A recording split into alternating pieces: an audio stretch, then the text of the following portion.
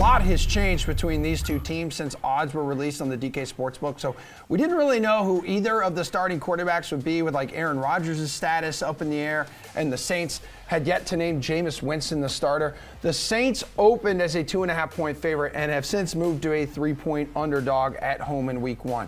Is that too high or too low, Geoff?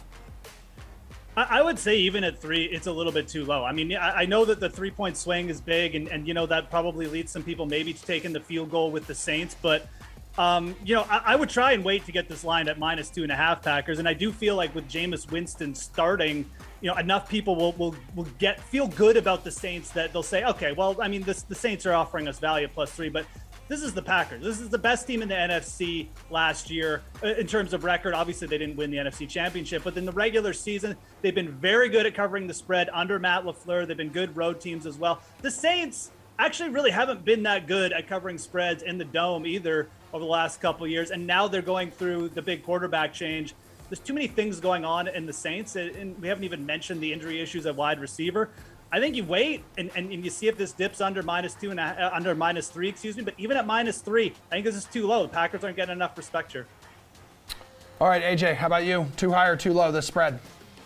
Well, I agree it's too low, but I think we could see some movement here in light of today's news that they're not going to play this game within the Dome.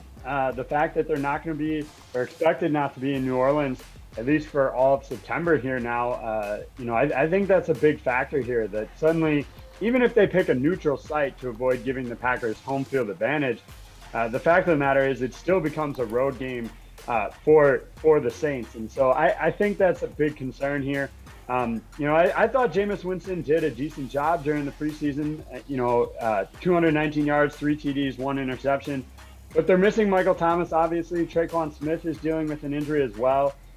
So I think, you know, -3 is too low, and I would expect it to creep up now to favor the Packers a little bit more. I wouldn't be surprised to see this end up at, you know, around -5 by the time we get to kickoff. Yeah, that's a good point there, AJ, too, with the devastation, like, really unknown from that hurricane. They already canceled that final preseason game. They moved their practices to Dallas, and that's reportedly where they could play week 1. Kenny, this spread, is it too high or too low in your eyes? Yeah, I'm with Geoff here. It's too low. I mean, I think that the Packers should be pretty decisive favorites.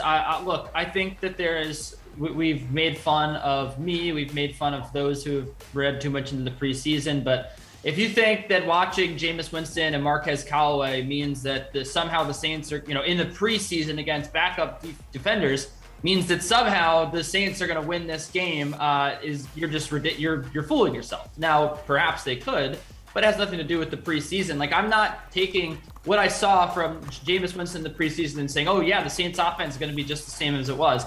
Now, obviously you're betting on the Saints defense if you want to take New Orleans. But I mean, look, the Packers offense, one of the best in football last year. I think that they should get even better this year with Aaron Rodgers, perhaps even more upset and with more of a chip on his shoulder, and perhaps more weapons as well to throw the football to.